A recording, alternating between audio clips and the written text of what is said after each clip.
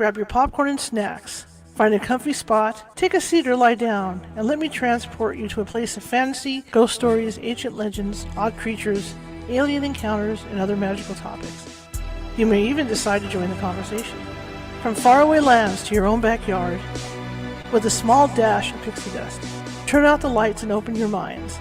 The journey is about to begin.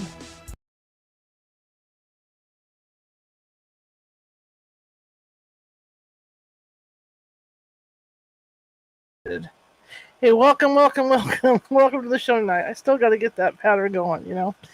It's great to see everybody. I hope you're all having a good day. I know I am. Again, air conditioners in the background. It's kind of hot today, but we're going to go down the cooling trend, so hopefully I won't have to use this thing much longer. But anyway, good to see you guys. My name is Charlotte, and I'll be your host for the next hour or so.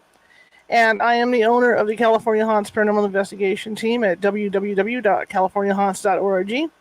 And you can find this show at www.californiahauntsradio.com.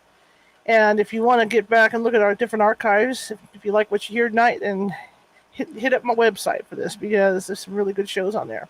Speaking of good shows, tonight we have Eric Wargo's on. And we're going to be talking about dreams and precognition. Precognition is when you have a dream, and maybe it may not come true right away, but maybe a week, 2 weeks, maybe a month even down the line, or even longer, something happens that reminds you of that dream. So we're going to talk about those tonight. So without further ado, I'm going to bring Eric on, and he can introduce himself and tell us about himself and all that good stuff. Okay, here we go. Hello. Hi, Charlotte. How are you? Good. How are you, sir? Good. Tell us a little bit about yourself. Well, I am a science writer and researcher. I've been researching ESP for the past 10 years or so. And I'm the author of 2 books on the subject. Time Loops is my first book. Came out a couple years ago. And it's about precognition in general, and how it may work and so on. And after I published that, I was bombarded by emails from people telling me their dreams. And I hadn't really gone deeply into dream interpretation in the book, so I realized that there was a need for a guide to help people who have precognitive dreams. And I think basically we all have precognitive dreams, and it's something that people don't understand, and it perplexes them when they do experience it. And so I wrote my most recent book, Precognitive Dreamwork and the Long Self, which is about precognitive dreaming, how precognition works, how dreaming works, and how people can learn to identify precognitive dreams and interpret them, and basically start having precognitive dreams all the time. I actually think we always have precognitive dreams, we just don't recognize it. So partly it's learning to recognize it. Wow. So tell me a little bit about, I know I've had them, obviously, over the years, and it's been stuff that shocked me. Like to give the audience an example, when I was a kid, I used to have this recurring dream of a man who was walking around my house dressed in black with a hat on. And then there were these real high windows in my dining room, which we didn't have. And I always in my dream would be hiding under the table in the dining room, and I could see him walking by these windows. I must have been probably in my late 20s. And I came home, and my father and mother had put windows in the dining room that were up high. So that kind of shook me, Right. But of course, there was never a man walking around the outside. But I mean, the windows were there, Mm-hmm. So yeah. It brought all those dreams back to me. Sure. So how does that work? I mean, like you say, people don't realize they're having these dreams. Right. The number one, okay, only a minority of people really pay attention to their dreams, first of all. Mm-hmm. Number two, if they do pay attention to their dreams, they still don't write them down. Okay, that's first burst. I mean, occasionally we have those dreams. Though, like I remember, something happens. So I remember that dream I had. That it reminds me of that. But for the most part, our dreams go. We forget about them. Generally, we only write down a very tiny fraction of them. And number three, most people aren't like paying attention to aren't even aware of the possibility that they may be dreaming about events in their future. Okay, I mean, we've any dream interpretive tradition or method or whatever always looks to the past. It looks to our memories. Freud, taught us that the unconscious is, full of these unresolved conflicts from, our past. Carl Jung's, method, is similar in that respect. It points to the past. It doesn't, it doesn't ask us to pay attention to what's coming down the pike in our life. And so, for all these reasons, people are very unlikely to expect precognitive dreaming, so they're not going to be looking for it. And so when an event comes to pass that they had dreamed about, they're probably not going to remember that they dreamed about it. And an important other reason is that dreams are usually symbolic transformations of events. They're not literal. Rarely do people have video quality literal dreams about an event that's going to happen in their future. Now, it does happen. There are examples of that. But by and large, dreams have an element of distortion, symbolism. In your case, there was the windows. You saw the windows, exactly right. There wasn't, at least not so far in your life, have you seen a black dressed man walk past those windows. Yeah. And that is a symbolic element, probably. And it may have to do with your feelings about noticing those windows. That may have been, there's kind of a symbolic element wrapped into these precognitive dreams. And in fact, one of the things I talk about in the book, and that precognitive dream workers can start to look for in their dreams, is that when you do have an experience that you know that you've dreamed about, very often that dream will contain a kind of symbolic representation of your shock and your surprise at that fact.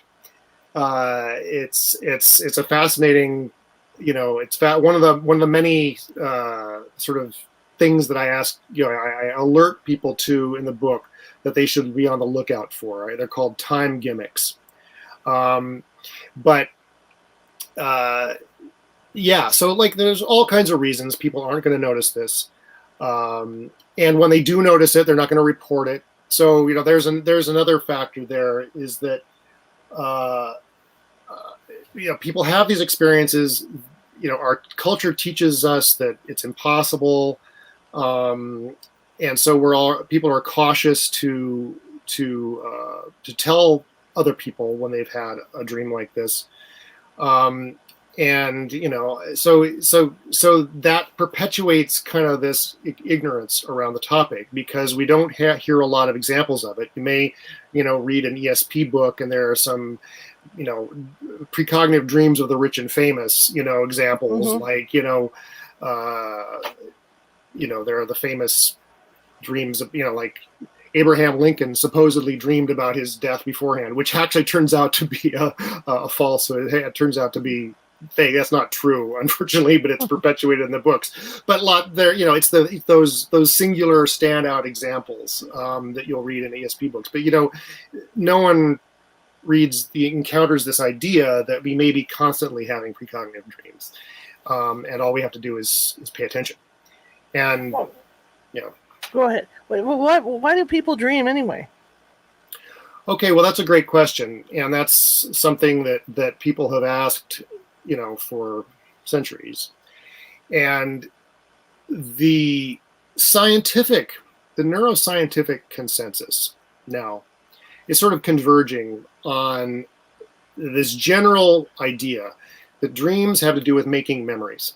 Okay, dreaming is a process of making new memories in the brain at night. and it makes a lot of sense. I mean, not only that the hippocampus is highly active when we're asleep and during REM sleep, and that's when the hippocampus is like sort of our brain's archivist, and it's making new long-term memories out of our short-term memories that we're sort of holding in a buffer during the day. But so that's the kind of the mainstream consensus. Now I think that that's right, but precognition is an aspect of memory. Okay, we are making memories of our future, okay, not just of our past. And so what's happening, I think, when we're sleeping, and this is a guess, but it's sort of an informed guess, is that our synapses are rewiring, okay, at night especially. It's happening all the time, but especially at night when we're asleep, we don't have a lot of other things to take care of, so our brain can really sort of do a lot of active rewiring, reshuffling, and creating new connections, new synaptic connections, or strengthening existing synaptic connections by firing them. And it's those firings of synaptic connections to reinforce and strengthen those connections that we're experiencing as a dream. Okay. And this makes a lot of sense in terms of how dreams relate to reality. They're associative. Again, it goes back to that idea that we don't dream literally about things generally.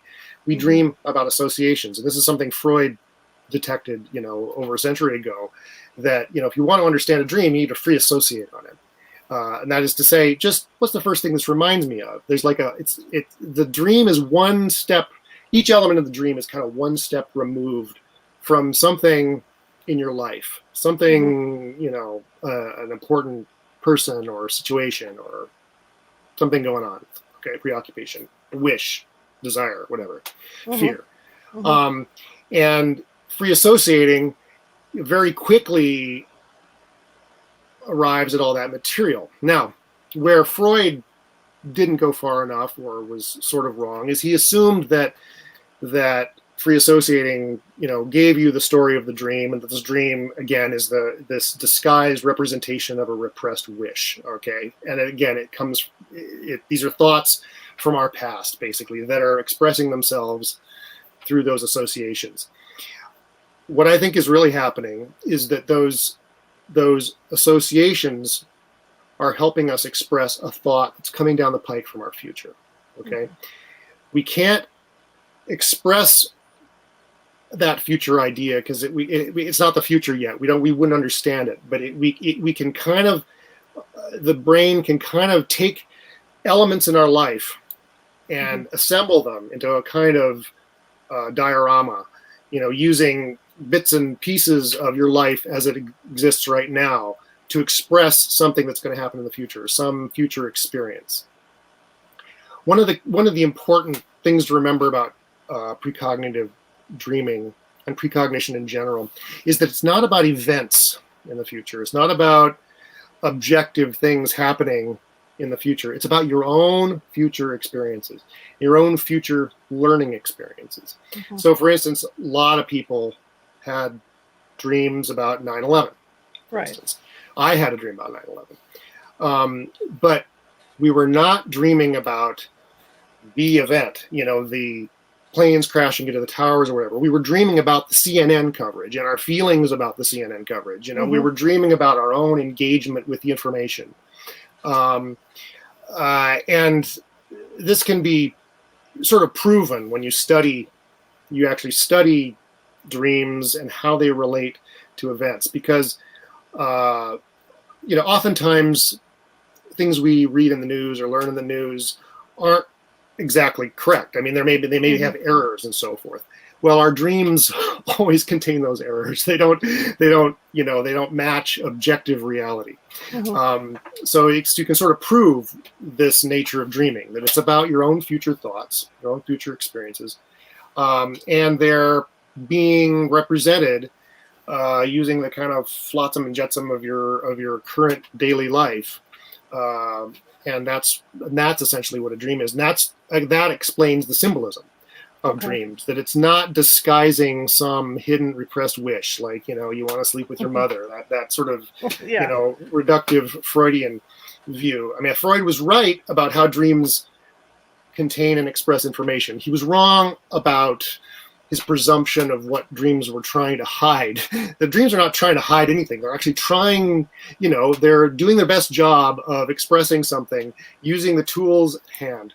And it's always going to be imperfect. And more often than not, we're not even going to notice it. And we're not even supposed to. That's not the purpose of dreams, to be remembered, generally speaking. It's simply, that's our brain rewiring and transforming in the night, and preparing us, for things to come, and integrating those things to come with our life, in the past, and sort of creating some sort of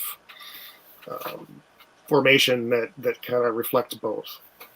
How long does it take for the body to get into that REM, that dream format? When you go to couple hours. The initial stages of sleep are very deep stages of sleep, and we actually do dream during those stages too, but they're not. They're vague, indistinct dreams. I mean, most dreamers would have a hard time telling you what they were dreaming about during those deep sleep phases. But then after a couple hours, we start oscillating, going into shallow to deep, and those shallow sleep phases, and I forget, they're spaced apart by I don't know, every hour or something like that.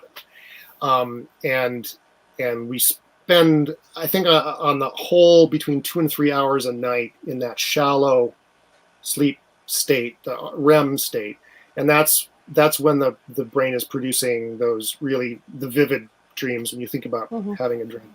And another key thing is that when you wake up in the morning, and if you're a good sleeper and a good dreamer, and you may have a nice vivid dream that you can write down, or a couple of them. There have been phases in my life when I would sometimes wake up with like 3 dreams, and I would write them all down in detail. And that. Even then, that's just a small fraction of the dreams you're having over the course of the night. Most of them are totally lost to memory. So, you're never going to get all your dreams, but writing as many dreams down as you can remember when you wake up, and in as much detail as you can get, even if the dreams seem stupid or silly or whatever, those are just as likely to be precognitive as others. And like I said, I think all dreams are precognitive. It would be hard to prove that, but I think it makes most sense that it's basic to dreaming. If it happens ever, it must be happening always. I mean, why would it only happen, every now and then? Now, I've had dreams where I'll wake up and then go back to sleep, and the dream continues.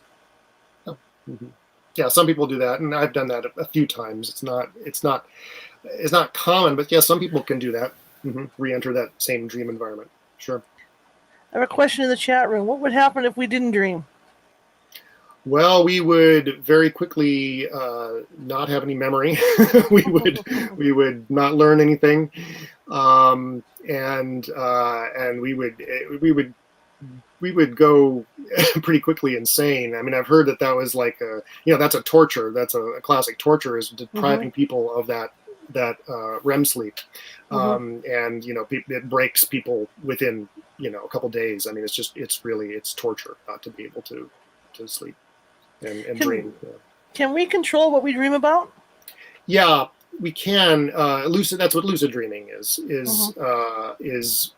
where you sort of wake up in the dream. You're aware. That is to say, you're aware of the fact that you're dreaming, but you're still in the dream environment, and you can control it to a degree. I mean, some master lucid dreamers can control the whole, dream environment, and transform people and into whatever they want, and do whatever they want. Most people who lucid dream sometimes, like myself, are able to control certain aspects of it, and the more we try to control things, the more we kind of just tend to wake up. So it's there's a spectrum of the extent to which you can control your dreams. Yeah, I'm personally not as interested in in controlling my dreams. Right. I'm not really that interested in lucid dreaming, frankly, except the fact that lucid dreams seem like, in my experience, like I sometimes call them the big guns of dream precognition, because some of the most like really striking precognitive dream examples I've had have been in lucid dreams, but they're not dreams where I'm controlling the environment so much as I'm aware that I'm dreaming, and wow, this is really cool. It's like an amazing experience, but I'm not, I'm not interested in what I can do in the dream environment. I want to see what's happening, and like I want to write it down afterwards, because it's going to turn out to be precognitive, either of something happening that day, often, or I've had a couple that strikingly came true, exactly a year later. This is another thing that I talk about in the book, and it hasn't really been talked about before in books about precognition or precognitive dreaming, is what I call calendrical resonance, and it's a very, very common in people who start to pay attention to their dreams and dream precognition. That while by and large most precognitive dreams are about experiences within the next few days, there's also this when you a very emotionally salient experience, you may dream about exactly a year beforehand, or exactly multiple years, and that you need to be decades, but on the same date. It's incredibly striking when you have when you discover, because you've been keeping a dream journal for years, that, oh my God, I mean, this big event in my life, I dreamed about it. I've had examples where I dreamed about something 18 years beforehand, within a day of the exact date. The date may be off by 1 or 2 days, but it's almost exact, if not exact. And I have other people who correspond with me who send me examples of the same thing in their dream journals. It's incredibly striking to have this experience, but it's common. It's very common. Another question in the chat room is, what's the difference between precognition when awake and when sleeping? Okay, well, yeah, I think that precognition is something that's operating all the time, and people can access it in all kinds of ways. In art is one of the big ones. That's the current focus of my research is on creativity, and writers get into a kind of a trance state, and voila, they wind up writing about some event that's going to happen, in their life very shortly. It's an incredibly common occurrence. And meditation is another one. Active imagination, the Jungian sort of technique, is, it's kind of dreaming while awake, and it's sort of like lucid dreaming in that sense that, you're sort of controlling this narrative, but for people who are able to do this, it's not easy, and I've never really been able to do it. But for people who do it, it's you're entering this precognitive world, and these experiences, that match things that happen in their lives afterwards. So yeah, there are a lot of other ways of accessing precognition while awake. Dreams are just the easiest. I mean, we all dream. Right. You don't have to have any special skills as a meditator or whatever. So, what comes to mind when you talk about precognition when awake is somebody like Gene Roddenberry. Science, the stuff that he came up with. You know what I mean? Because that's pretty wild. Yeah, well, science fiction writers are always doing that. And some science fiction writers like Philip K. Dick. There's I have a whole section in my first book on Philip K. Dick's, precognition. I mean, it was stunning. Not just the famous. There are famous examples, from his writings that would then come true in his life, but his dream journals. Fortunately, we have. He wrote lots of letters, and he wrote his dreams in letters to his pen pal, and so we have these, and we can track his dreams in relationship to his experiences, and it's just mind blowing. I mean, he's a great data set for people who want to study this. Or going back to the art thing, Da Vinci, with some of the stuff he dreamed, he came up with. Hmm. Yeah, well, I think invention too is, Yeah. inventors. I think they're, I think writers are actually channeling their future. I think Sure. inventors are channeling, their future. Yeah. So, we talked earlier about being able to essentially control these dreams. How would you do that? I mean, it, you know, Like in a lucid dream, you mean, yeah, or? like in a lucid dream. How would you control everything in a lucid dream? I mean, I know, like when I was younger, because I always had nightmares as a kid. Oh, So I would try to read a book before I went to bed to try and calm my brain down enough to sleep, so I wouldn't have the nightmares. yeah. Well, there are two questions in what you're saying. There's either the Okay. question of how to enter a lucid dream, and there are methods for that which you can find. I mean, you can go online actually and Mm-hmm. find them. There's some good books, um, on this. There's a new one, and I'm blanking on the name of it right now, but uh, there are really good guides to how to do this. If you meditate, if you're a meditator, meditating on the edge of sleep, in bed, Mm-hmm. meditating in bed is is the easiest way to do it, because you can very often, and there are supplement actually there are supplements you can take to help you do this as well. But then, as far as when you're in the dream, how do you control it? That's it's just waking up to the fact that, oh, hey, I am awake. This monster, it can't hurt me. This is just a Right. dream. I can turn this monster into whatever I want to, and sort of willing a change in the dream environment, I think, is how people generally do that. Um. Oh, I just lost my question. It was right there too. Oh yeah. What are some examples? I know you've obviously interviewed people for this book, and that kind of thing. What were some of the ones that stood out to you? The dreams that people had. Yeah, there's so many great ones, and I've ever since the book has come out, and since I was on Coast to Coast a few weeks ago, like I'm bombarded by people telling me awesome, really really amazing dream experiences. Probably the most amazing, and there's a whole chapter in the book on this, is uh, a former housemate of mine at the University of Colorado back in the late 1980s. I had totally lost touch with her after college, and she reached out to me after my first book was published, Mm-hmm. very shortly after it was published, and said, "We need to talk. Your book is part of a time loop that spans 3 decades essentially of my life."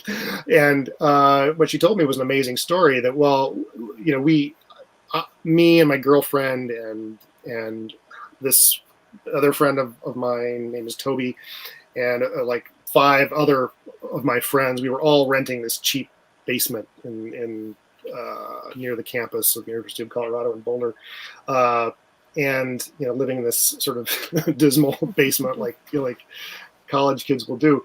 And during that year, and I knew that she like went into a depression and had to withdraw from school, so like that, but I didn't know any more of the details about it. Well, it turns out that part of this depression that she went into was because of these dreams that she'd been having about this. In each of these dreams, was a recurring dream where she was trying to fend off and kill this boy from second grade that she hadn't seen, or she back on the East Coast, and didn't have any connection to this boy, hadn't had for a decade or whatever by that point. Um, but she kept having this dream about this boy, and it was part of this depression. Whether it caused the depression or not, it's unclear. But anyway, so fast forward 30 years, when my book came out, she had another dream. She didn't know about my book or anything. She didn't know anything about me or what I was up to or anything like that.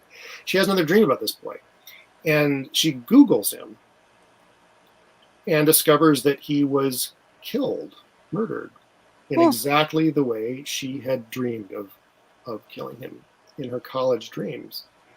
And this was like stunning to her, and she did a bunch of, I mean, she was Googling to make sure it was him and getting details about the police report and all that stuff. But then it also occurred to her to Google the names of her housemates that year. Okay. And so she Googled me and discovered I'd just like a week earlier published a book on precognition, and that talks about precognitive dreams and time loops, what I call it, time loops. Mm-hmm. And she realized, oh my God, I'm a precog, and she realized she'd been keeping a dream journal for many, many years, and actually is adept at active imagination, the Jungian technique. And she had always noticed these, synchronicities around her dreams, but she never realized or that it was precognition that she was doing. And this, it was transformative for her to suddenly realize that she was precognizing things through her whole life. So that was, that was kind of mind blowing. And then it turned out that it was mind blowing for her, but it was mind blowing for me too, because this was like, whoa, I mean, this person that I knew back in college is like the best ever example of what I was writing about, my first book about. And so we, started corresponding by email a lot, and our email correspondence turned into this sort of ongoing paranormal experience because she was precognizing things that I was about to say in an email and vice versa. Oh. And then I discovered by accident, it never occurred to me that I might have been having similar dreams related to our reconnection.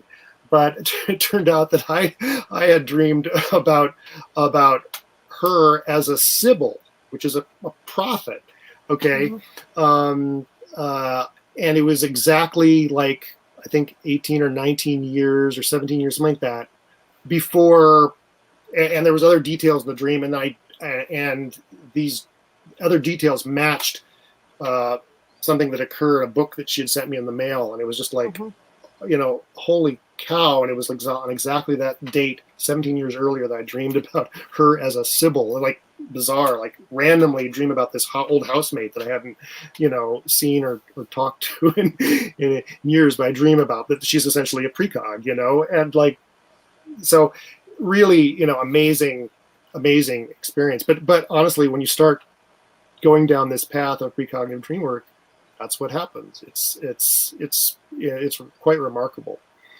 It's kind of like the more you do it, or the more you practice it, the better you get at it. Yeah. Or if you have a connection with somebody, like there's a lot of stories of mothers sleeping at night and they wake up, startled because they have a dream about their son or daughter. Yeah. Mm-hmm. Yeah, I think that I think it's going on all the time, and it explains those kinds of, the intuition. Intuition is just precognition by another name. And, mm-hmm. When a mother has just a bad feeling about something, and goes and gets their kid out, and brings the kid into bed or whatever, and then the chandelier falls in the other room, right. That's what's operating. Yeah. Now, can people practice this? Yeah, well, dream work is a kind of practice. I mean, you get better and better at noticing how your brain works, how your symbolic brain works, because like I said, precognition, we don't see things directly and literally. And there are mm-hmm. very interesting reasons, I think, why, and that's a big topic in the book. But so, getting to know how your brain symbolizes things is one of the big ways of enhancing this skill. Yeah, definitely. Is that the case of, because I know there's people that have books out that will, like you say, look at the meanings of your dreams. I mean, you need stuff like that to do that, or can you work that out on your own? You got to work it out on your own. You have to work it out on your own, because your dreams utilize symbolism that comes from your own life.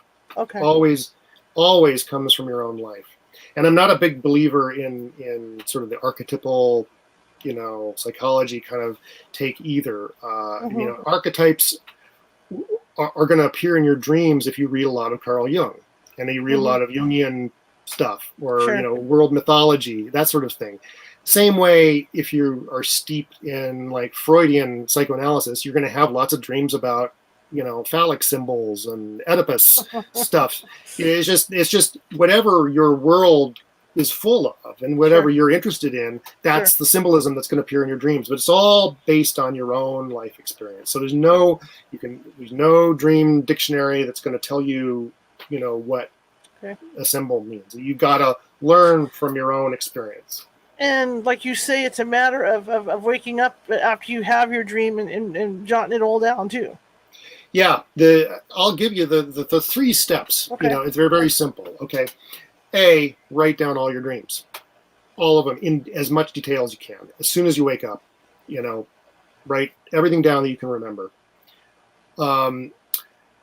Number 2, take a moment to free associate on those images and elements in your dream. What's the first thing that comes to mind from this? And if you can't think of anything, just leave it. But for some elements in a dream, it'll remind you immediately of something that happened, the day before, or some issue in your life, or it'll remind you of something. It'll seem random often, but just write that down, because it's often those free associations that are the recognizable link to the later experience. Okay, so that's the second step. The third step, the most important step, is at the end of every day. You can set aside your dreams during the day, forget about them. Don't be thinking about your dreams. But at the end of every day, before you go to bed, open your dream journal and just look at your dreams from that morning and the previous couple days. Okay, look at them. Just think about them. Think about what happened during the past couple days, and if there's any possible matches to things in those dreams. Okay, because that's what's gonna alert you that you've had a precognitive dream. Okay, and that's what people never do. That's what lots of people record their dreams, but no one thinks to go back to their dream records every night. And you can't look at all of your dream records every night. That would take too much time. But look at your dream records from the previous couple days, from that day and the previous couple days. And that's what's and then you're going to start having precognitive dream hits. I guarantee you, within a week. When people do this, they often have luck on the first night. Yeah, that's cool. That's cool. It is very cool. It's an incredible experience to have to start doing that just out of curiosity to see, what comes out of it. I was thinking about 911 because you mentioned you had some dreams about 911, and I know a lot of people did. So I wonder, like the Dream Collective, if there's some kind of thing that goes, like with ghost hunting, they tell us, well, the best times to go out are, after a rainstorm or during a rainstorm or after a crowd's been around, because the energy's up. I just wonder if somewhere along the line there was some kind of big energy buildup leading up to that because so many people had those dreams. No, I think that it's just that was a big event in the lives of all Americans in one way or another. I mean, we all it affected us hugely, and for that reason, I think every American probably had dreams, leading up to 9/11 that were about 9/11 that they just didn't remember, or never made the connection, or if they didn't tell anybody. They weren't announcing it from the rooftops because most people live in fear of being called a kook. So, but it was just a big event. It's big, emotionally salient experiences. Now, that emotionally salient can be, a disaster unfolding before us on TV, but it can also be the sink backing up, or it can be, being in the middle of changing your baby and realizing you don't have a clean diaper, and the baby is pooping on the bed. It's like that kind of upheaval. Whatever stresses you out. Stresses you out, and it doesn't need to be life or death stress. I mean, thankfully, most of our lives are pretty dull, right? I mean, we're not, we're not in the trenches. We're not, the emotionally salient events in our lives are objectively pretty minor for the most part, thankfully, but those things are what dreams key in on. And there tends to be a way in which the events or the experiences that dreams seem to key in on most often are things where there's kind of a double emotional valence to them, where there's like a little bit of reward, but also a kind of threat, disappointment, or gosh, like something bad happens, but you kind of realize that it could have been worse. That kind of thing is like bait for the precognitive brain. And I've had so many dreams about like an email that I send and I regret it, or something like that, or I regret something I said to someone, or that kind of thing. It's that kind of texture of our daily life. So what precognitive dream work kind of teaches is, and I think the really big benefit of it, it's not like a superpower. It's not, you're not going to probably get rich on the lottery or whatever doing this, or whatever, become a superhero, but it teaches this incredible awareness of the mundane in your life, the sort of the mundane texture of your life, and how those little things, but in the moment they're important. They reflux back in time and affect us, in our dream life. It's very rewarding. I mean, it just to realize you've had a precognitive dream about the sink backing up. I have an example of that in my book. It's mind blowing, and then it forces you to think about, well, if this is real, and the more you have these experiences, your doubt gradually eats away at your doubt. Then everything we've been led to believe about causality, about psychology, it's not true, or it's not completely true. And that in and of itself is, it can be either exciting or it can be threatening. And I think some people feel threatened by it, but a lot of people are excited by that. It's like you realize, oh wow, throw out the psychology books. Like sooner or later they're going to have to. Sooner or later, science is going to have to acknowledge this. I think it's going to happen sooner or later. And when it does, well, it's like talk about rewriting the textbooks. And another way it's fascinating is that this gives us some insights into the nature of time. I mean, that's a question for physics, right? But dreamers can get this really amazing and I think important insight into the way time works through their dreams. I mean, they don't need a particle accelerator; they just need a notebook and a bottle of melatonin. That's pretty mind blowing. Absolutely. Do you think that that's my other question? When you were first started writing your book, were people really open with you about wanting to talk about these dreams, or like you'd say, you go back to, well, you're going to think I'm a nut? Well, my sample was self-selecting. I mean, I know I didn't go out to people asking, tell me your dreams. I mean, people just sent me, people who wanted to share these things sent them to me. So, I didn't have to confront any kind of reluctance like that.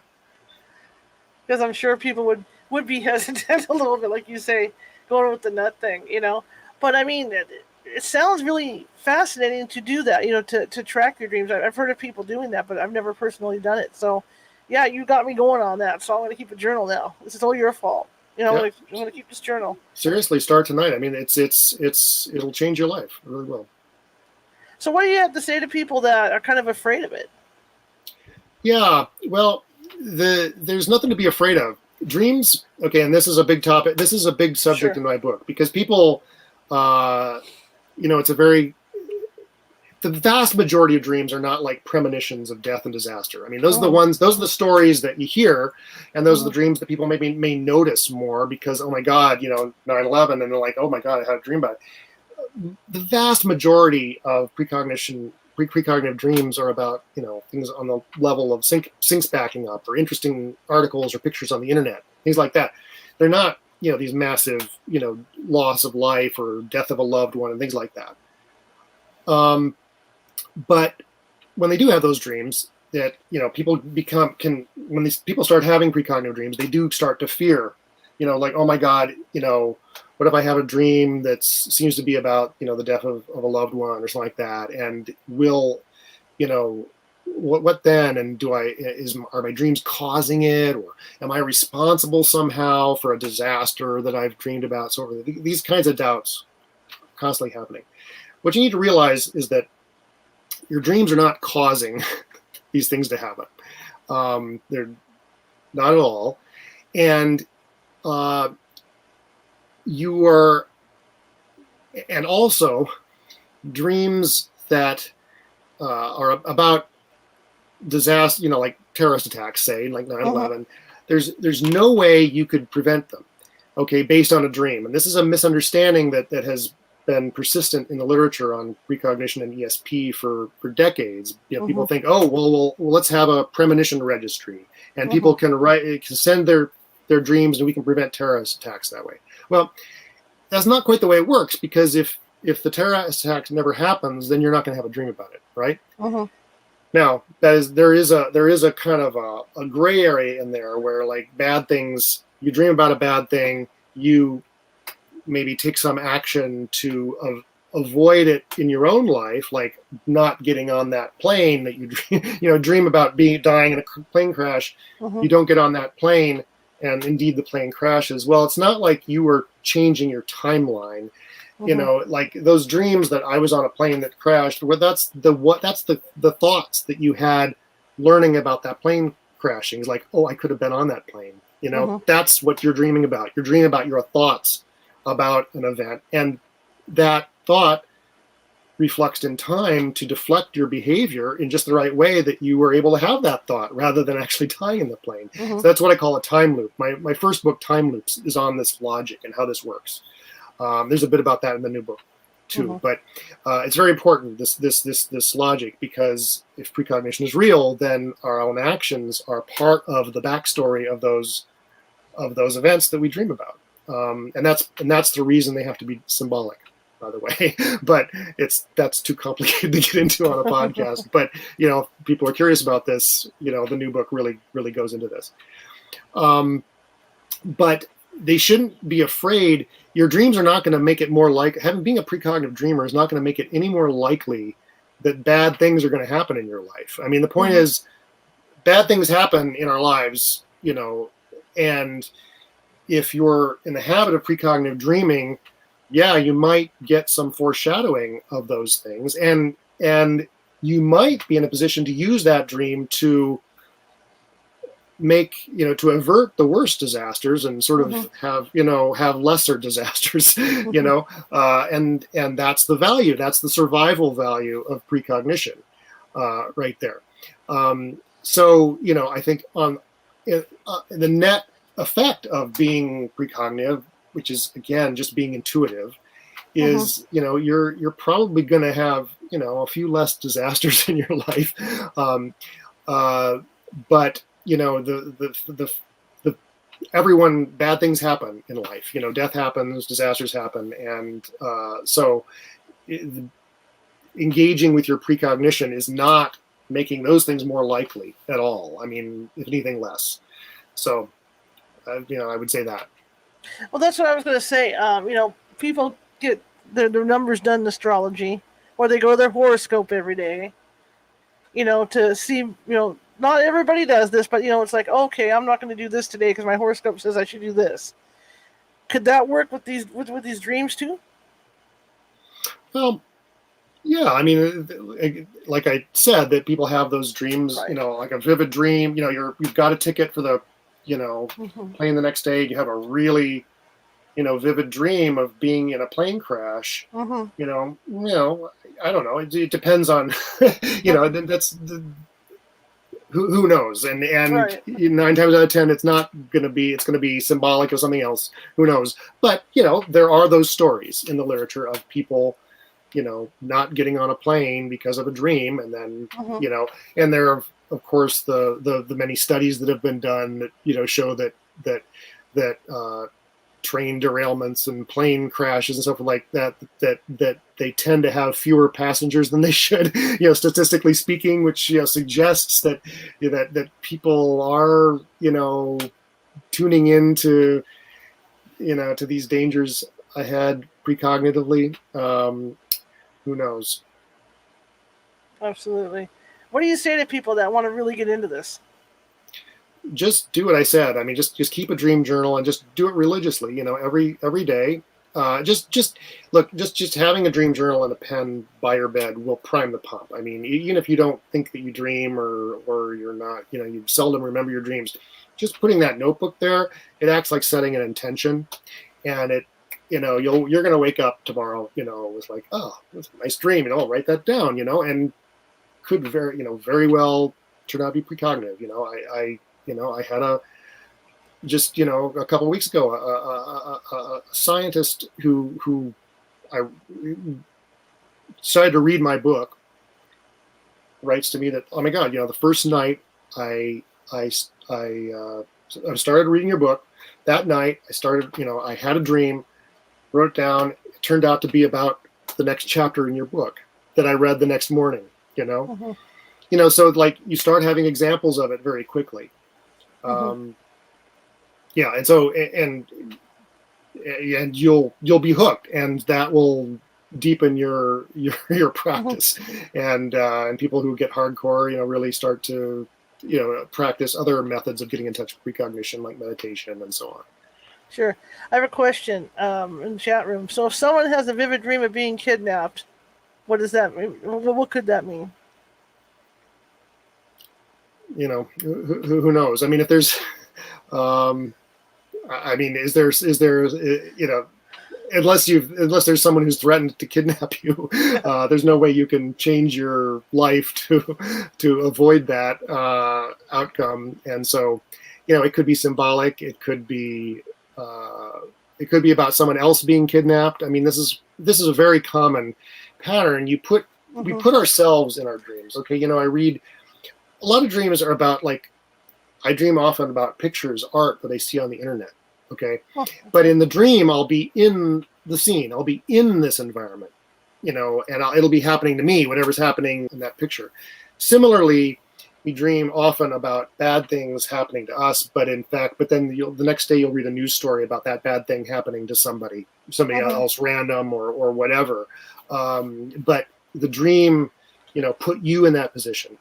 Part again because dreams are about our thoughts, right? And when we see a news story, read a news story about something bad happening to someone, it's natural for us to put ourselves in that person's shoes and like, sure. Oh God, I'm glad that didn't happen to me. Well, it's that what if, or that thank God it didn't happen, but that's what gets dramatized in the precognitive dream beforehand. And so we have a dream about that thing happening to me, Or it could be something you're going through in your life too. You might be in a job where you feel trapped. Sure. Yes. Wow. How did people get a hold of you? How can they find you? Well, my email is in my new book. My blog is called thenightshirt.com. So you can find me on there. I'm on Twitter. I'm not on Facebook, but I'm on Twitter, and so you can. I'm the Nightshirt. It's at the Nightshirt, and so you can reach me there. You can direct message me there. What do you say to somebody that wakes up in the morning and says they don't dream? Yeah, a lot of people are like that. People who are pretty busy, anyone who has to leap out of bed and get to work and deal with the kids and all that's not good for recalling your dreams. And people who are not used to introspecting sometimes don't think they dream or don't tend to remember their dreams. I mean, it's it depends on what you pay attention to in life, and a lot of people are they kind of wake up, start the day, and they're not super aware of that dream world that they've just come out of. But but if they want to engage with it, giving themselves, building in a little time in the morning to, it really works to hit the snooze button before you get out of bed, because that hypnopompic state, that kind of light sleep in the morning as you're kind of waking up, slowly waking up, it's very rich for dreams and dream imagery that are very often precognitive if you can rouse yourself enough to write them down. Just, even if you have a busy work life or whatever, on weekends, let yourself sleep in a little bit, or hit the snooze button and kind of just lay in bed a little bit. Just laying in bed rather than rising right out of bed is one of the best ways, just to kind of like lay in bed, just kind of think back to any dream, just kind of seize on any little dream image that you might have. And the more you think about it, oh, wow, it'll more scenes will come back. Do you think everybody has this ability? Yeah. I think there's no reason to think that some people are have some unique superpower. Now, that said, some people routinely notice precognitive dreams. Some people routinely notice certain kinds of precognitive dreams, maybe because of their own preoccupations or whatever. And so those are the people who I call precogs. That was Philip K. Dick's term for someone who is highly precognitive. Learning to access this and learning to be conscious of it makes you a precog, but it's not that they have some unique ability that the rest of us don't have. And it's like anything else. It's like playing the piano. Some people are sort of naturally gifted. Others can learn to do it, maybe not ever quite as well. Same with this. It's like some people are going to be more gifted than others, but we can all do it, and we do it.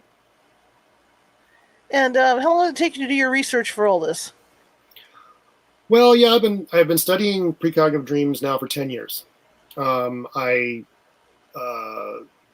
a long story how I sort of went down the path of studying parapsychology, and I wasn't initially that interested in dreams or precognition per se. I was initially kind of more interested in remote viewing, but honestly, my first remote viewing experiences all turned out to be, in fact, precognitive experiences.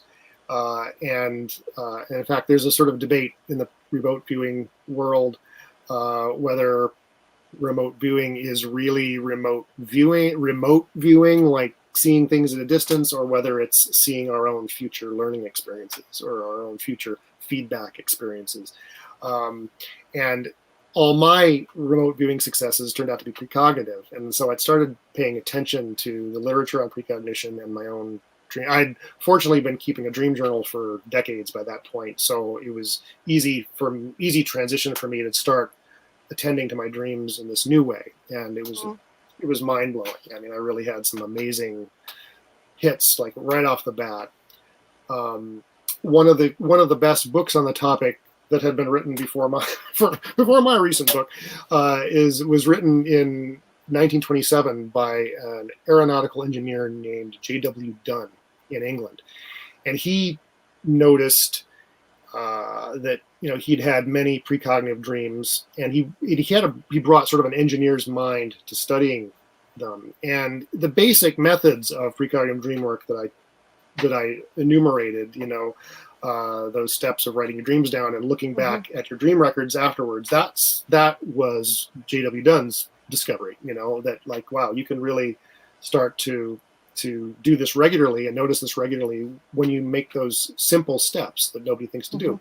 And his book was like an early example, I would say, of citizen science. And that's what my new book really is trying to do, is trying to recruit ordinary dreamers to be citizen scientists to help study this amazing phenomenon. And it's really easy. It doesn't you don't need any special equipment except for a notebook. And you're going to make some pretty amazing discoveries, and you're going to convince yourself that there's something going on here, and that is going to help wear down, the potentially the skepticism of, your friends and loved ones, when and that I think that grassroots thing is what I would like to help foment, I guess, because people will do tiny little dinky studies on precognition and dream precognition, and then publish it in some parapsychology journal or whatever, and that's it's just not going to have an impact, because no scientist is going to read that. No scientist is going to change their whole worldview based on a little article in a parapsychology journal. But if eventually a sleep scientist or neuroscientist is going to have a mind-blowing precognitive dream, and they're not going to be able to deny it, and they're going to maybe be in a position to get some funding to study it in a big way, and in a way that might actually change their minds of a few of their peers. And that's what I would like to have happen. Well, this is all fascinating stuff. I've learned so much. And like I said, I'm going to go get a notebook. Okay? I'm going to blame you when I start having these real vivid dreams and stuff that are coming true. Yeah, and I want to hear. I want to hear about it. Absolutely. I encourage people in my book to send me their examples. Yeah, I love to hear that. Yeah. I would love to have you on again at some point to discuss other stuff, because you talk about that whole time looping thing, and this, and then the other part of it where you were talking about visions and all this stuff. So I'd like to have you on again if that's okay. Sure. Yeah. At some point in the future. How do people get your books? They can get I don't think I think Time Loops you have to get online. Precognitive Dreamwork: The Long Self is available in bookstores, okay. Or wherever internet books are sold. not to name names, but yeah. Gotcha. Yeah. Well, thank you so much. And again, I'd like to have you on in the future to talk about this plus other stuff. And we'll see how I did on my dreams. Maybe the audience that are listening, write your dreams down, and when we get Eric back on, you can chime in here and talk to Eric about the stuff that you found that came true. That'd be kind of fun. Yeah. All right, Eric, thank you so much. Thank you. It's been a pleasure. I really appreciate it. Have a good evening. Take care. Bye. All right, that was absolutely fascinating, you guys. And you got to love that stuff. And like I said, I'm actually going to write these things down because I think it's pretty cool. Pretty cool, and I hope you guys do too. Tomorrow, we are going to have a special guest, and I'm a journalist, and I remember my day. I'm not going to let on to what it was, but I remember my day that when 911 happened and what went down, and so I'll describe that a little bit tomorrow in the beginning of the show. But I got a gentleman on named Daniel Rothbart, and he's an editor, or I don't know if he's still an editor, but a former editor with the Wall Street Journal, and he was also a reporter, mostly business finance. And he has written a book called September 12th, with the title of September 12th, how the Wall Street Journal was able to go out and do a report even though they had no newsroom, because their newsroom was located across from the Twin Towers. And so it literally, blew to pieces when the Twin Towers collapsed. And he and his people in the newsroom were not regular foot reporters at that point. They were financial reporters. And they had to go out and be like war correspondents to even get the paper out the next day, to do stories on all this stuff. So he's going to come in and talk to us about that tomorrow. So it should be a really good show, really interesting show tomorrow. I thank you guys for coming. And again, if you want to help me out a little bit, share the show. 5 people. If you didn't like the show, share it anyway with 5 people you can't stand. We're trying to get the word out. I'm looking for more YouTube subscribers. And the only way to do that, because we do not have a direct link into YouTube. I've tried several ways, and it isn't happening. So the easiest way to do that is to go to www.californiahauntsradio.com. Click on the video on there. It'll take you in the YouTube page, and you can click on subscribe up there and get me some more subscribers, because honestly, I need more than 100 subscribers in order to get a dedicated link to the page. So the more subscribers we have, the better. But I want to thank you guys for coming tonight, and I will see you tomorrow at 6:30. And in case you guys want to buy Mr. Wargo's books, I'm not going to forget tonight. I'm going to go ahead and flash this right now. Bear with me a minute. And there you go. His website is thenightshirt.com. Give that a few seconds. And Loops and Dreamworks. I put Loops in his book about Dreamworks. And those are available at Amazon.com. So again, I want to thank you guys for coming. And I will see you tomorrow. Same time, same place. And we're going to talk to this gentleman from the Wall Street Journal. Have a good evening, everybody.